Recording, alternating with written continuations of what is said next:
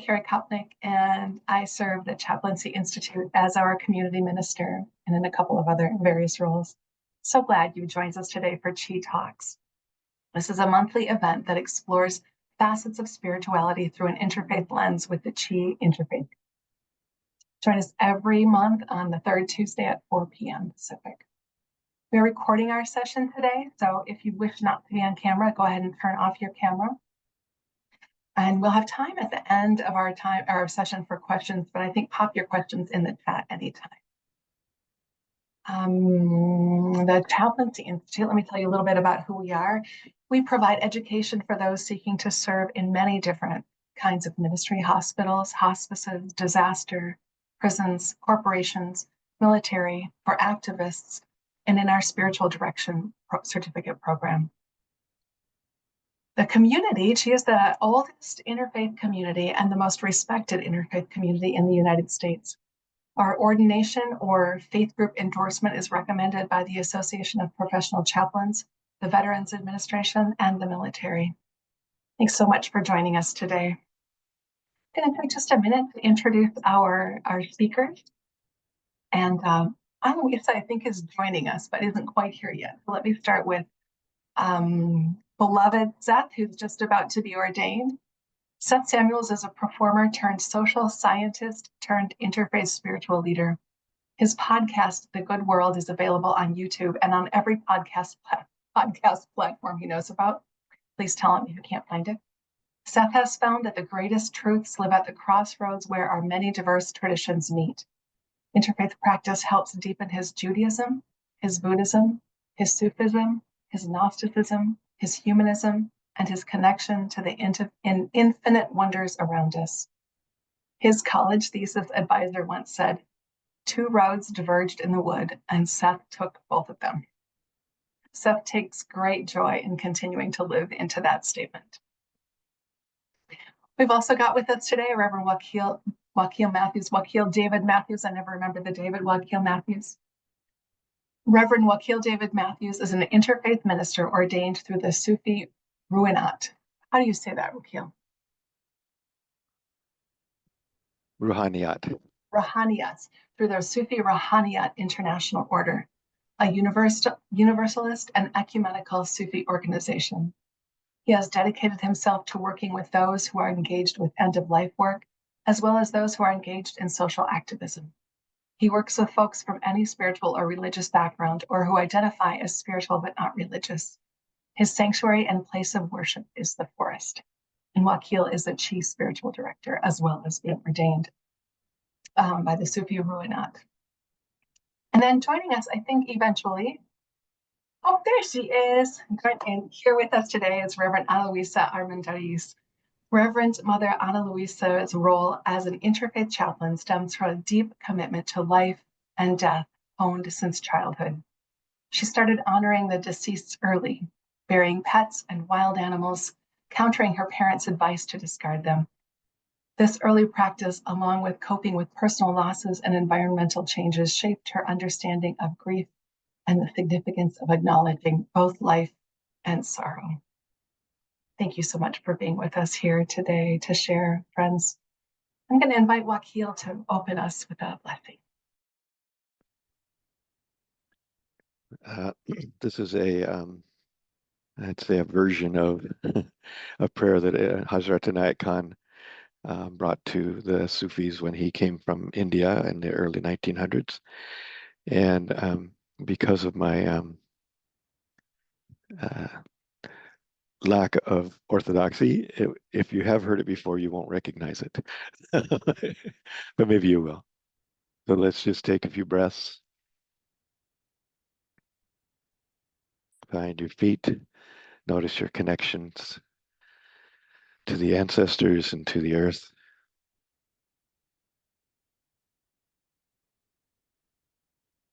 And from within the one, aspiring to the perfection of love, which creates harmony, which allows beauty to bloom, which then creates more love. The only being, the mycelial network that connects us all. united with all of the illuminated souls and cells of all the creatures and beings on the earth that form, that embody and form the embodiment of the mystery, the magic, those spirits that guide us.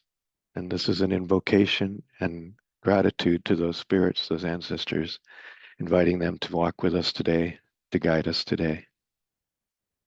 May it be so. Alhamdulillah.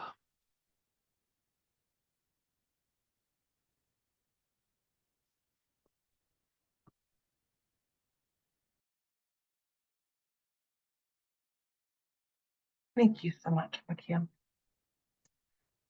Well, I don't think we planned who to start with. So is there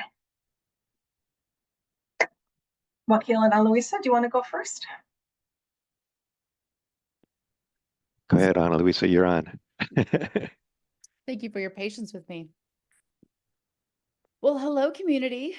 I am Annalouiza Armendariz, and coming in from Denver, Colorado, unceded territory of Arapaho, Ute, Cheyenne, Kiowa, and here to share with you the journey that Wakil and I have continued on since we met at the Chaplaincy Institute all those years ago. And we since we talk every week because we're podcasting now, I feel like all those times that we sat on the stairwell outside that church to have these conversations about, what we were needing to talk about, or go out and have lunch down the street, or the last time that we ever got together, we had a few other seminary students. We all collectively got together and got an Airbnb. So Wakil is the best thing that ever happened to me out of the institute. I have a lifelong friend and my brother and my teacher and my guide. So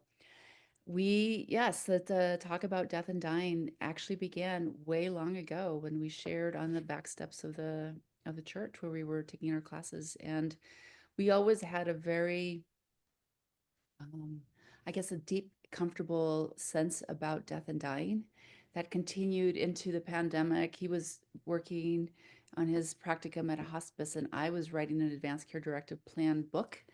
And we just kind of kept going and going and going. And part of the mystery is that we've just stepped into being of service in this capacity to the world as people need us and find us.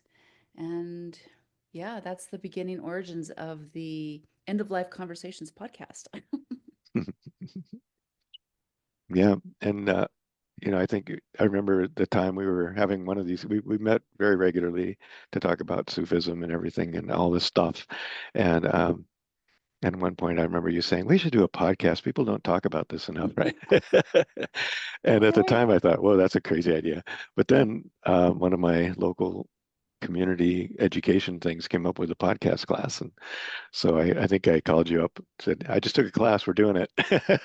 Yeah. And we ended up just realizing that every one of our conversations was really a foundational like gem field for us because there were always things that we talked about and our combined lived experiences around family and friends who have passed. And yeah, it just kind of we would get together to talk about, plans, and those we still have a large sheet of things that we want to do, but we were always busy with all these other pieces of the podcast that keep us engaged and excited about our work. Yeah, we hit 5,000 downloads not very long ago, which is exciting. It's one of those nice little things you like to see, right? And we're just working on some changes in marketing and that kind of thing to kind of take a next step forward to try to be more visible. But Annalise and I, every single time we interview somebody, we sit back at the end and just look at each other and go, how incredible are these human beings, right? We meet just one amazing person after another. So we will obviously be linking to the podcast and hope you'll all go take a look. And we're always wanting more stories. So if you have a story to share around the end of life, and that's a big spectrum, that can be anything from planning to the disposition of the body to rituals, all sorts of things. So Paranormal activities around the dying. yeah, No, yeah, we're curious about more like out there stories now that we've been talking about, opening it up for those kind of stories to show up for us. yeah, it's been awesome. So yeah, I think. Do you think there's anything else, Annalouiza, you want to share before we let Seth have at it? I think we were just here, you know, part of going through an ordination, and Wakil and I have also talked about this. It's like you're ordained, and then now what's the next step? How do you show up in service to the divine? And you know, it's not monetized. We're not making anything from this yet. And I do believe that our work in this world is the conduit for spirit to move. And I am eternally grateful for this connection with Wakil because I feel like both of us are just showing up together and praying about it and speaking truth to these experiences that people experience. And I just think that all of us are walking that walk in as far as the seminary is concerned. Mhm. Yeah. All And right. Thank you. tap out. Thank you. So Uh, it's you. all right, I'll tag in. So my name is Seth. My show is called The Good World. This is one of I have a couple of taglines, but let's build a world that is good is one of them. Also, the website is on the shirt. It says goodworld.love. Just to get that part out of the way. So my also I will, I guess, introduce myself a little. I am in Sacramento, California, ancestral land of the Plains Miwok people. And I live with my wife and our two insane dogs. They often compete for which one is more insane, which is great. So my background, as Carrie said in my intro, is kind of esoteric. It's a little all over the place. Eclectic is maybe a better word. I grew up doing a lot of theater and musical theater. That was like my thing, not just in high school, but like I went to musical theater camp and I did all of these acting classes on the weekends. So it was a very sort of professionalized environment, and I was really into performing. And then I hit a point where I started to feel like I'm only doing this for the approval, because at the end of a show everyone applauds and I get to say yay, I get applause, and I wasn't enjoying it. So I stopped doing that and I found my way to data science, which is different. And I worked in first economic consulting, and then for about 10 years I worked in political data consulting. And in 2020, I found myself working on a project that was making me miserable. And it was, you know, the 10th thing in a row that was making me miserable, because our political ecosystem, even on the campaign side, is really set up like an industry. And so you have all of the incentives of an industry where you need to tell the funders what they want to hear. And you don't necessarily get to be driven by what's actually good. You're driven by what the people with the money decide they want to fund. And I got really tired of that. And I sort of was looking around at the world. And around this time, I also listened to a podcast called Rabbit Hole, which was produced by the New York Times. And it was about the like YouTube radicalization pathway that existed, and how big a problem that is. And I was sitting there thinking, you know, there's your Ben Shapiro's and your Milo, whatever his name is, who fortunately we don't hear as much from anymore, and all the guys in that direction. And I don't really hear my voice represented, was the realization that I had. And even the things, you know, I was working for the Democratic Party, and even the things that were ostensibly democratic were still, it was still very conflict and rage driven. It wasn't love driven. It wasn't openness driven. And that was what I really wanted to be doing. And so I was like, all right, I guess maybe I'll start a podcast. And something I learned from from the Rabbit Hole podcast is that actually an enormous amount of people, both in the US and worldwide, watch YouTube. Like my network, I listen to podcasts, I don't watch YouTube. My friends listen to podcasts, they don't watch YouTube. 5 times as many people watch YouTube as listen to podcasts. And most of what they do is it's the same way that I might have listened to AM radio when I was a kid, you know, on a weekend. They just put it on in the background and the algorithm takes them where it takes them. And so it really is driven by what gets engagement, which is how you end up promoting these sort of divisive voices. And so I was like, all right, I guess I'll start a YouTube show. And then life stuff happened, COVID hit, my wife and I ended up leaving DC and moving to California. And I liked this idea and I started recording, but I wasn't feeling, I guess I wasn't feeling into my authority is how I would put it. I felt very, I had a lot of imposter syndrome. And so that started the journey that ultimately led me to ChI, because I read the gospel for the first time in my life because I grew up Jewish. We didn't read it. And I read some Buddhist texts and I read the Tao Te Ching. And I was like, oh, all of these are saying the same thing I'm trying to say.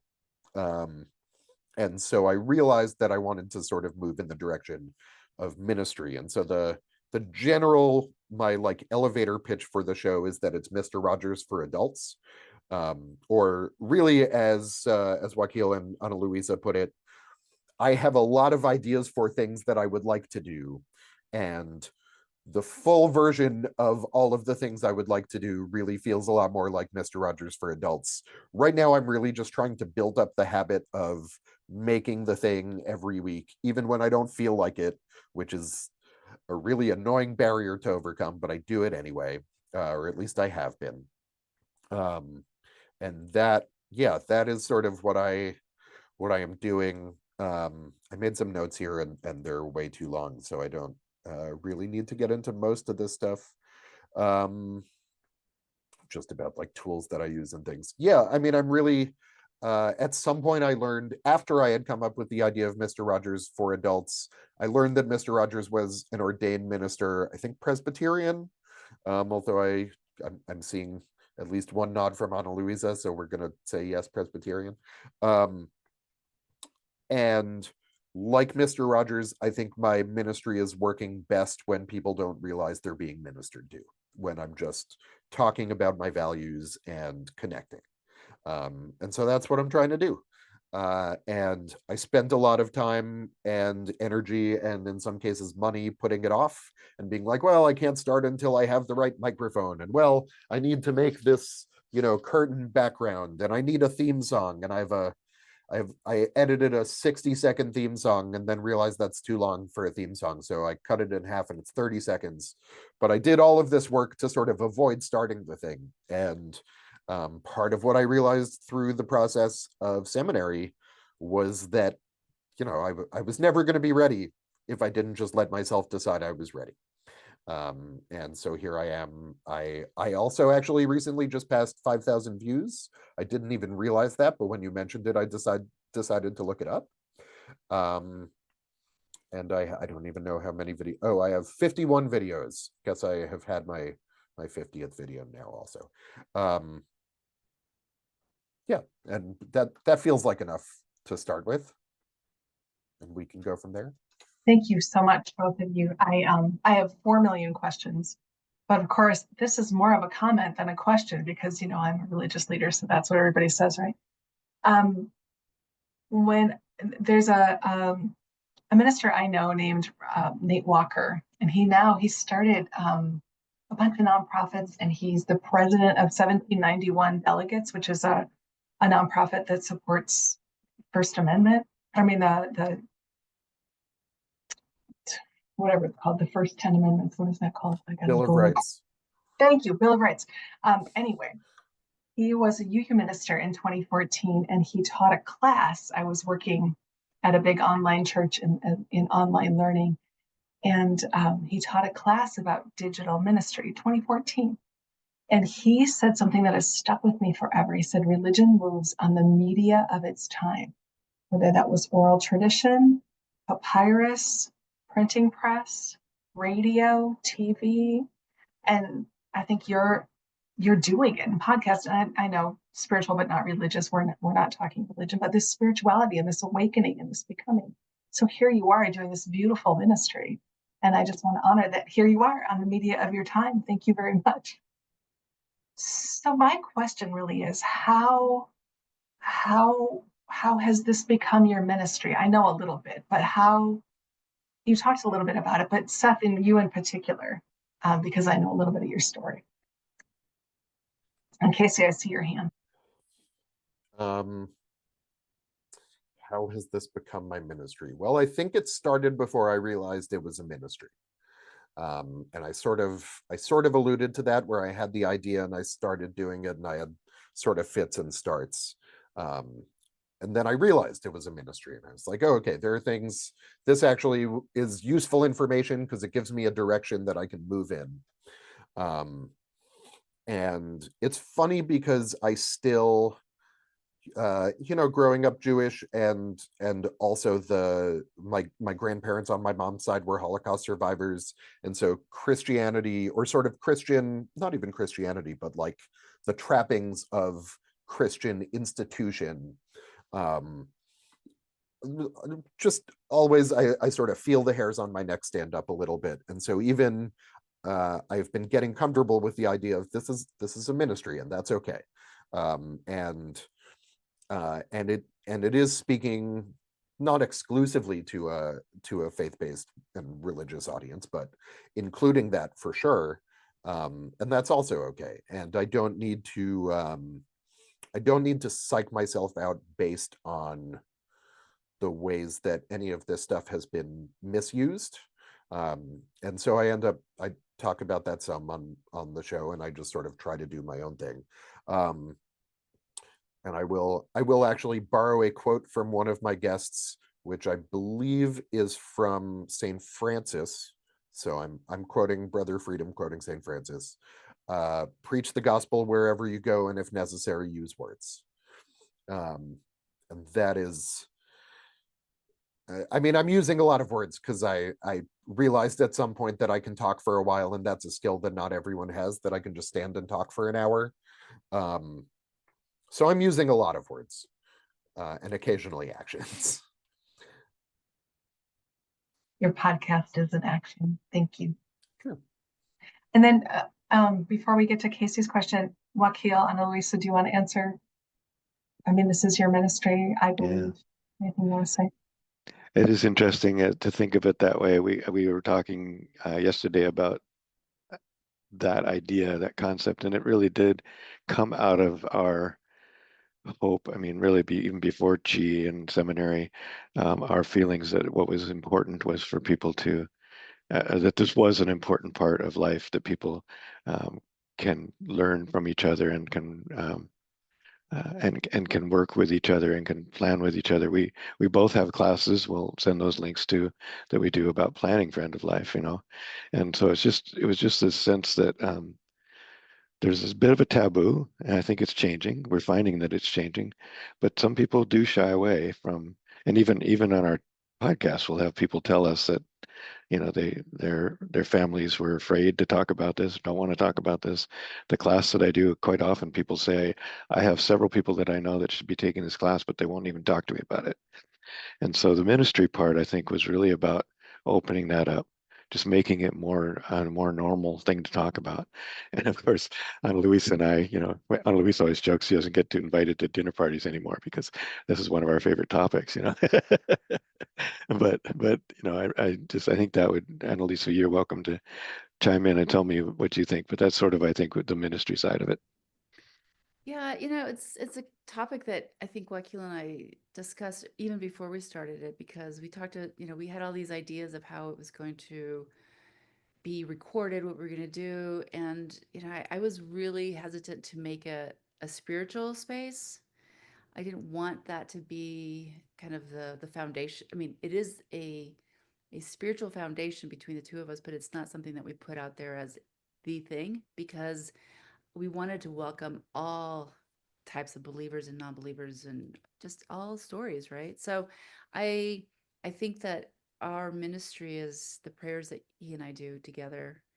And we do a lot of just, you know, I guess praying together and meditating together and talking about, you know, what's spirit doing in our personal lives. And I think um, that hopefully will be felt by folks who are guests and or the people who are listening.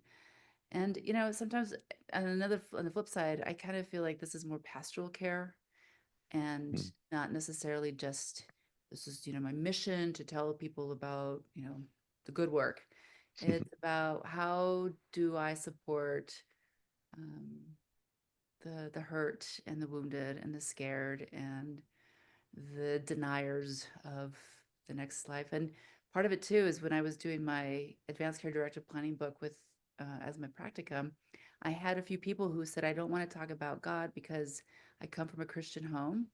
And or I don't want to talk about death because I came from a Christian home and I'm pretty sure I'm going to hell and it scares the shit out of me.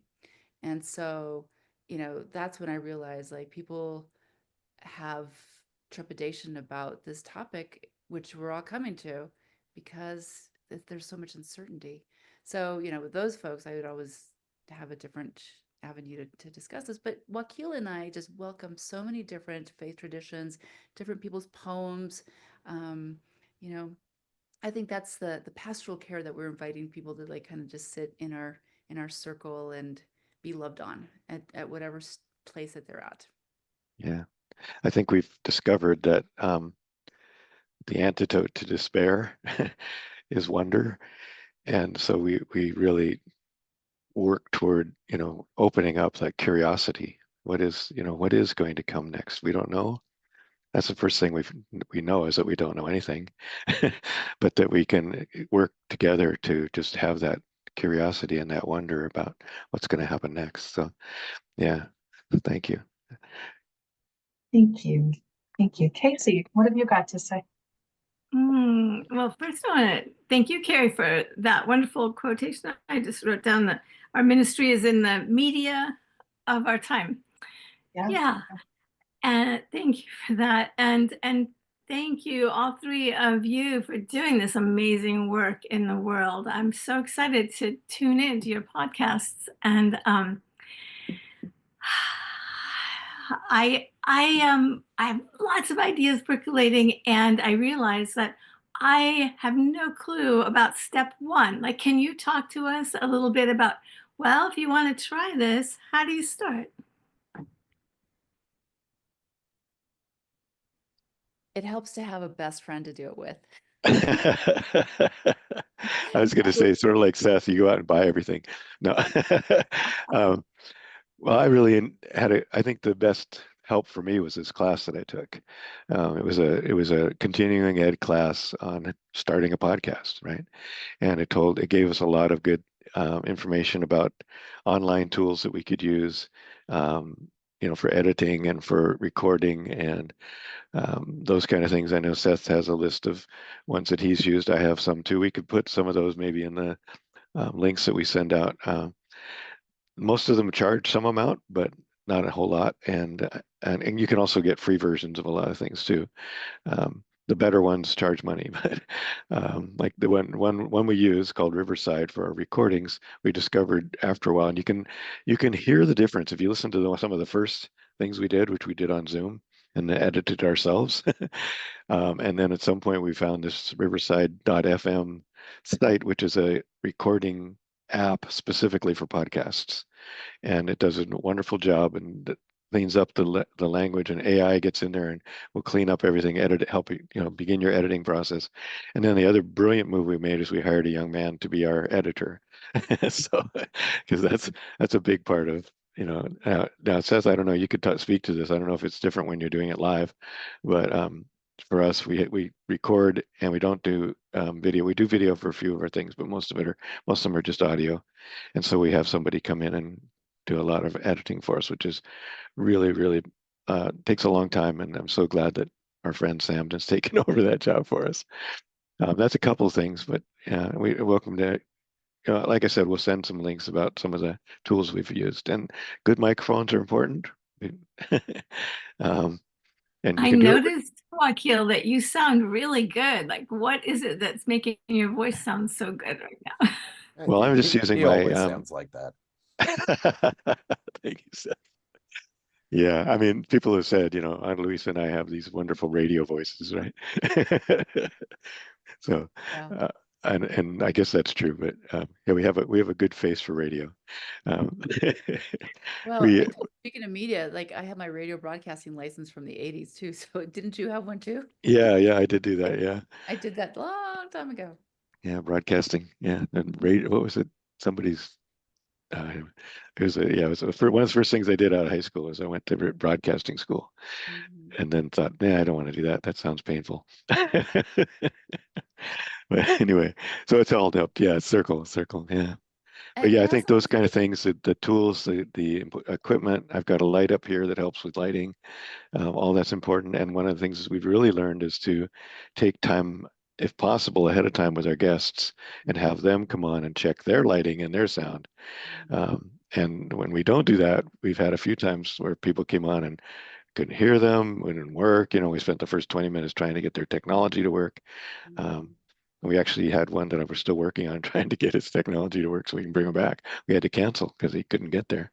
So that's another piece I think is important, is really vetting your guests, making sure they're the people that you want to talk to. And then we have no problem with guests. I think we have 60 people lined up at this point, 62 maybe lined up that have been recorded or will have been recorded in the next few days. And then I think we posted our 53rd or 54th episode recently. So I think the other thing too is really listen to podcasts that you really like. yeah, And, there's a lot of different flavors out there. And knowing how you want to show up as, I think is really beneficial. And, it doesn't have to be long. In fact, shorter is better. And, so it's like technology, who are you having, what's your ideas? And I don't know, doing this in community, I think that, he and I just talked a lot about what we were doing, and we had to change sometimes. We had to pivot because it felt like that's not really what we wanted to be doing. And so, I guess be ready to be open to whatever's coming, and say what you want and don't take what you don't want. yeah. And we're still evolving. My kids for my birthday gave me a 30-second introduction, blues introduction to our thing, which I now added to the beginning of the podcast. And the other part we did was added a little section in there with a quote from somebody when they from the podcast. So that's different. That's a new thing we just started, and I think it's working really well. So yeah, go ahead, Seth. Yeah, I want to let Seth respond to this. Yeah, sure. I agree that editing is the worst. Editing takes a lot of my time for sure. And even just sort of the posting part of things, I think actually to take one of the things that that you mentioned, it's also video adds, it is not just twice as much work, video adds a lot more work. It really, unless you feel strongly about doing video, which I do in my case, because it really is what I'm trying to do, I would say stick with audio because it makes life much, much easier. And you can get a good microphone for not that much money. For like, you can get a really good microphone for $150. You can get a pretty good microphone for less. And yeah, the various tools that are out there, I have found they're annoying because all of them do one thing well, and the one thing that they do well is different. And so it's like, if I want something to edit a recording that I've done, then the script is good. If I want something for guests, then Riverside is good. If I want something that's going to chop it up into clips and post the clips on different things, there are different apps for different things. And it is infuriating that you can't just have one that does things well. But it's also the nature of it's the nature of many things in our society, so I am used to it. There was another thing I was going to say. Oh yeah, so I don't have a best friend that I'm doing my show with, and I also don't have as clear a topic as Wakil and Annalouiza do. I was thinking when Wakil was talking about sort of breaking the taboo of talking about end of life conversations. You know, I am also trying to break a taboo, but the taboo is that men aren't supposed to have feelings, right? And that sort of shows up in a lot of different ways. And so I think there is a way in which in which I'm more of a generalist as opposed to a specialist. But since I don't have a best friend that I am doing this with, I have found that when I invite friends on, it's a lot more fun to record the episode, even if it does usually end up being more work on the back end, just because of the editing, but it is more fun to do. And the other thing is just finding things that are joyful, right? Like I was talking earlier about right now, I am not, and it has been a major practice for me to not care about things being perfect, right? To be like, oh, I could have tightened up, I could have written a slightly better joke and re-recorded, you know, that bit. And sometimes I script things ahead of time, sometimes I don't. But it has turned into a creative outlet for me. And so that, you know, the thing behind me is one manifestation of that. The theme song was also an opportunity to be creative. And so finding those things that make it enjoyable to do, because it is like you're just going to have to do the same thing again and again and again. And most podcasts get very few viewers, listeners. I mean, I have 142 subscribers right now on YouTube, which like is good and it's growing, but it's not a lot of people. Yeah, I think those would be, trying to think if there's anything else, but that's sort of my main stuff. Oh, and also this is one of those don't do what I did, you know, do as I say, not as I do. But I don't think you need to get caught up in all of the tech and having all of the best tools. And you know, it's very easy to end up just sort of going down a wormhole of like, well, which microphone do I really need to have, and which microphone stand,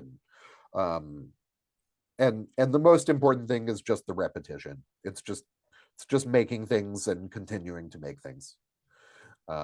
There was a book that a friend of mine recommended to me, my friend Lance, who appeared on an episode of my show, and we talked about the book a little bit. The book is called The War of Art, and I'm blanking on the name of the author, but I don't know, Carrie, if you want to Google it, you can put it in the chat.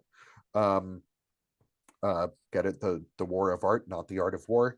And he talks about, he refers to it as going pro, which is basically, you know, an amateur does the thing when they feel like doing the thing. A pro does the thing every day because it's the thing that they do. And so a big part of the process and a big part of my focus as I have been slowly figuring out, honestly, I still don't really know what this thing is turning into, right? I'm still pretty early on in it, and fairly under-resourced. So I really am just focused on sort of the professional side of, and I even actually, my most watched video, which got like 700 views, was I was supposed to record with 2 guests. And then that morning I woke up and I got an email that one of them couldn't make it. We needed to reschedule. And I was like, well, I was supposed to record with these 2 guests. I had my plan. Now my plan's out the window. And I just, Stephen Pressfield. Yes, thank you. And I just sat down at my desk and I was like, well, I'm making the thing because I'm making myself make the thing. And that was the thing that people resonated with a lot. So it's funny, the things that I think are good, and the things that do well are rarely the same.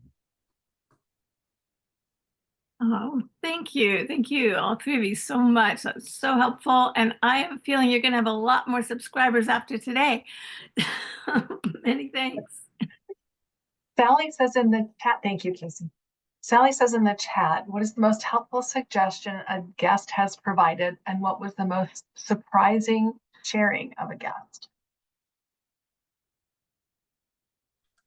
I saw that in the chat, and I've been trying to figure out ever since. I think for me, the most surprising guest we had was a scientist who came on and told us that he was working on extension of life. That was his work in science, and that he thought that was a really bad idea. and that, he really wanted to tell people that death is important, and that, and I think we had another guy as well speaking to the fact that he was sort of arguing against MAID. He was a doctor who had been Canadian. He was a Canadian doctor who had attended 300 some deaths or something.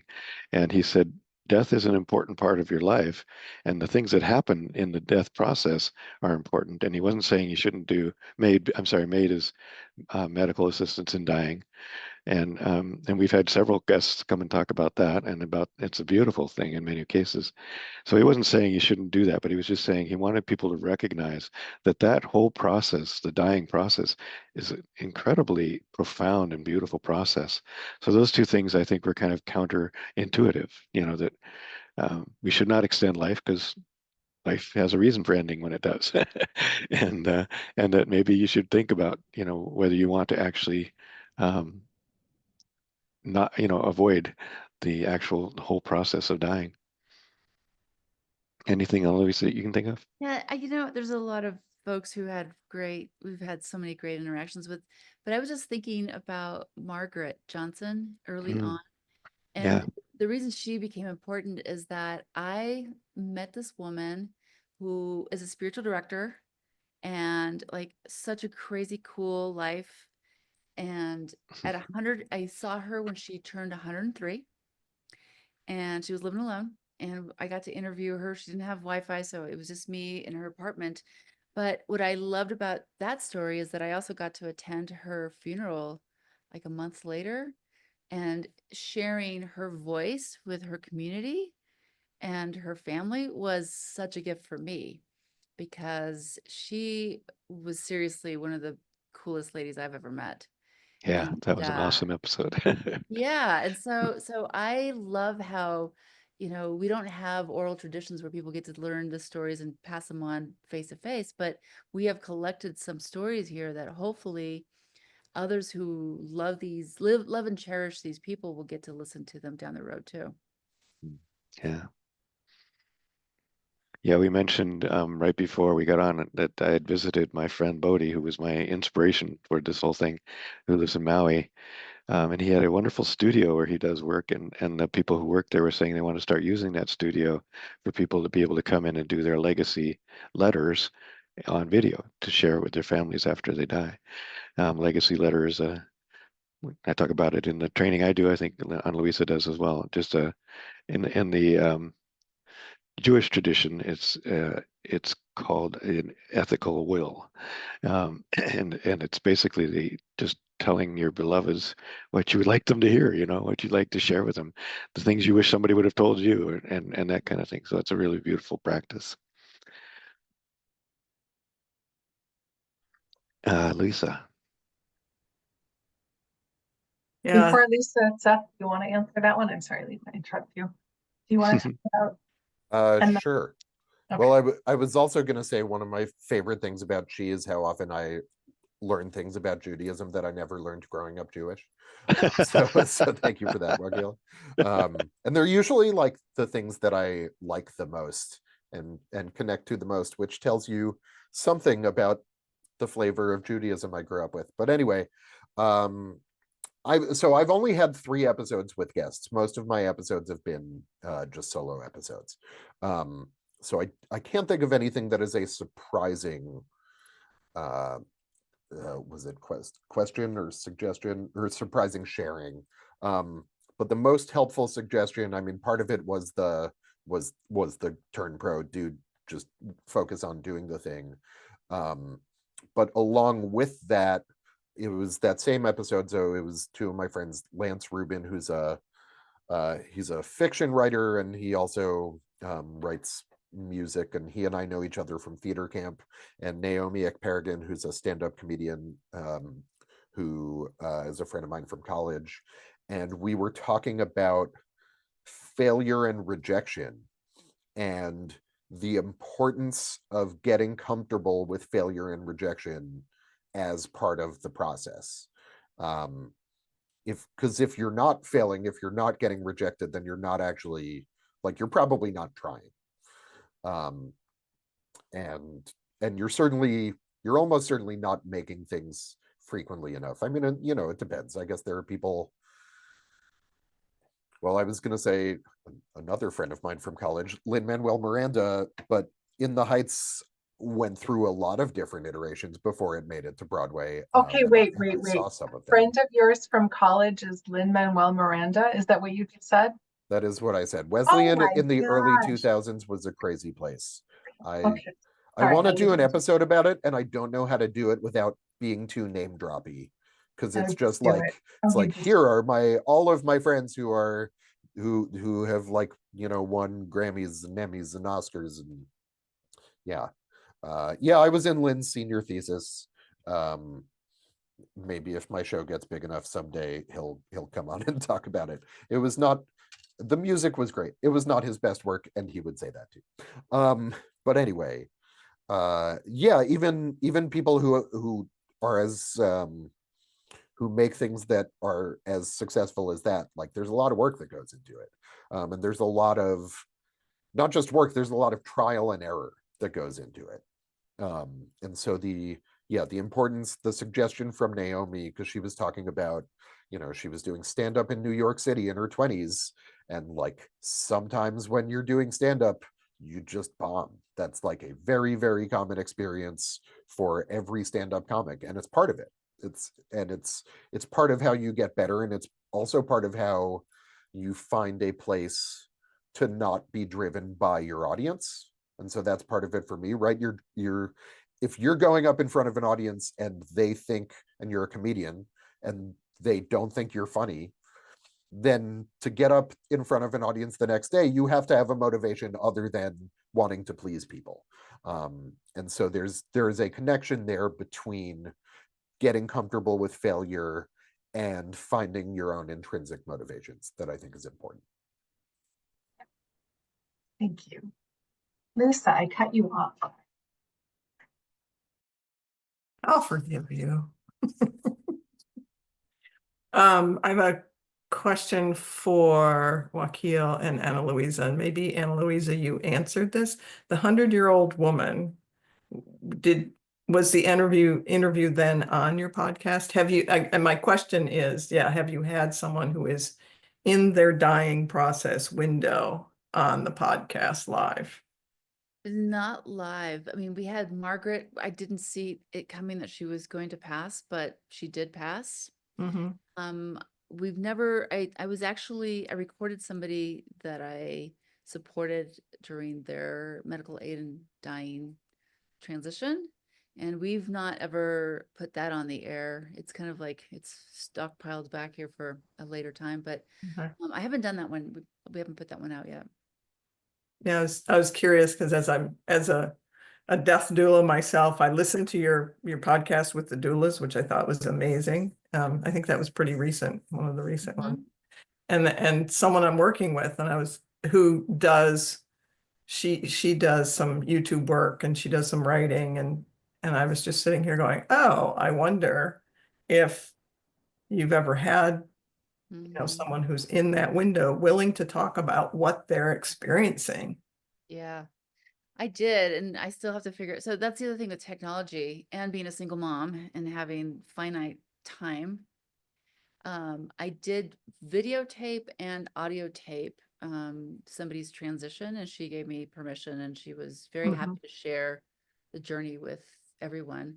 But you know, it's also really hard. Like I need to have time to sit down and like figure out like, how do you pull this thing out? And you know, I think the second part of that is like, how do we present it to people who may not be ready to hear it?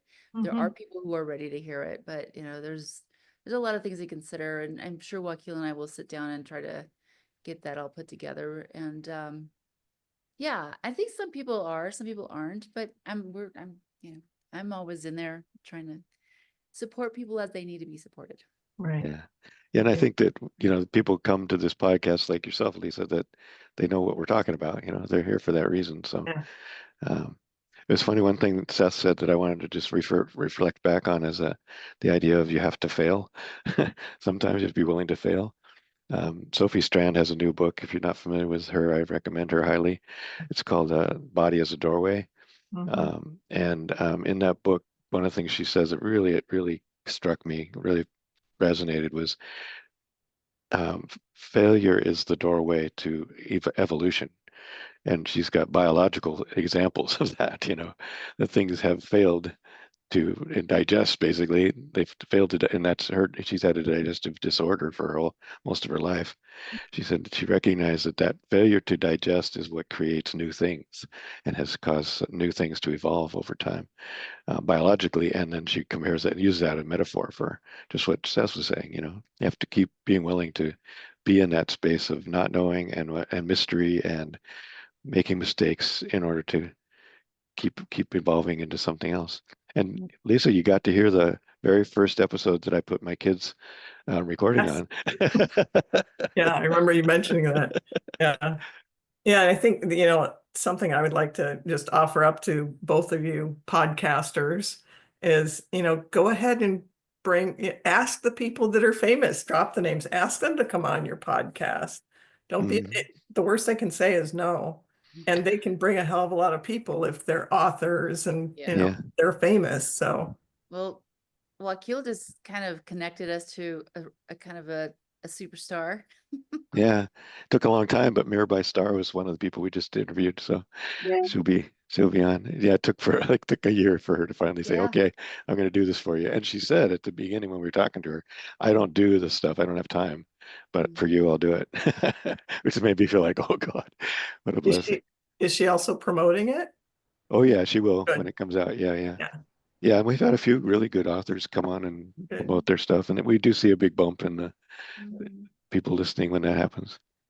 I hope you got to hook up, connect with David, and that'll work out too. David McGinley.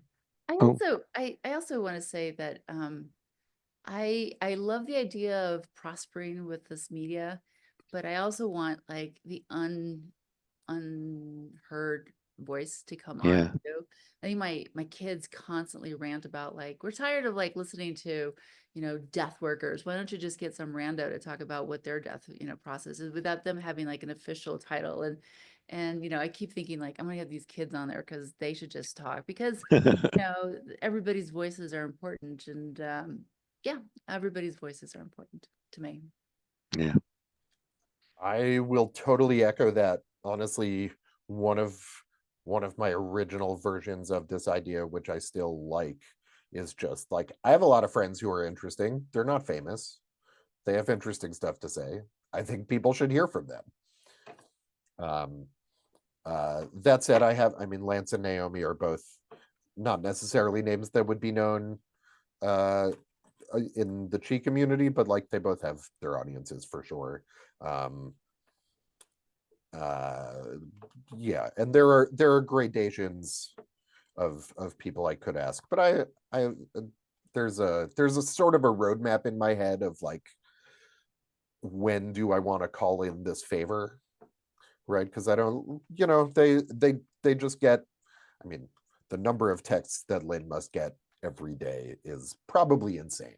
And even just when Hamilton was on Broadway and another friend and I got tickets, like we go through his one of his best friends is like the person who you talk to get stuff set up, because he just doesn't have time. And so it's not that I'm not interested in him or sort of people of that tier. It's just that they have a lot of a lot of things on their plate, and I want to be respectful of that. And B, exactly what Annalouiza just said. I think there are a lot of people who are not famous who have really interesting stuff to say. Yeah, and the other thing is that you can do podcasts with your friends who are doing podcasts. So we're planning to be on Seth, and we're going to invite Seth to be on ours. Yeah, I actually, while we were in the waiting room, I finally, because I kept forgetting to schedule myself on yours, so now I'm scheduled, and I'm looking forward to it. Such good work in the world, friends. All right, who else has a question or a comment or a great guest?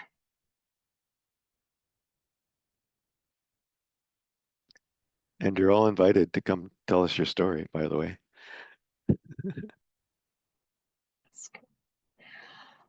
All right, I want to say one last thing. I know you're not about getting the big names or whatever necessarily, but whatever you can do to get your work in front of the world and into people's pockets or ears or eyeballs or whatever is really important, because this is healing work and you are out doing the good healing work. Yeah. All right, I think unless there's anybody else who wants to say one last thing, let's take just a minute and close.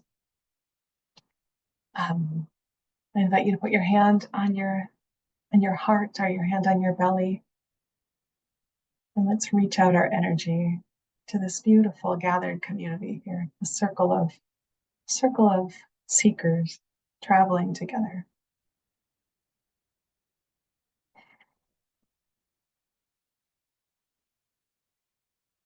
What a gift and a joy it is to be with you. Thank you, beloveds. I'll send you on your way, but I'll stay on if anybody wants to talk about anything.